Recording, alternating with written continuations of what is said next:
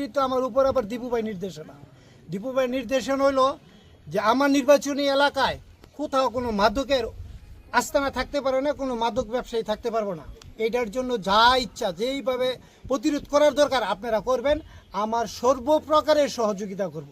তবে আজকের অভিযানে একজন ধরছি এবং ফিজিক্যালিভাবে ধরছি, মদ উৎপাদন, জ্বালাই চুলা মদ বানানো উৎপাদনের অবস্থা থেকে ধরছি এবং মদ সহকারে ধরছি এবং একটা না এক এক করে 3-4টা চুলা ধরলাম এবং তার থেকে কিছু নামও পাইছি এবং তার সাথে আবার একটা ইয়াবা ট্যাবলেটও পাওয়া গেছে, যেটা আমি আমার স্বপ্ন যে মাদক রূপগঞ্জ থেকে নির্মূল করা হবে, কিন্তু পূর্বাঞ্চল থেকে তো নির্মূল হচ্ছে না। সেটা আপনার চেষ্টা আমরা করতেছি। এইখানে বড় একটা চক্র এটার সাথে জড়িত, তাদের আমরা আস্তে আস্তে সবাইকে আমরা ইনশাল্লাহ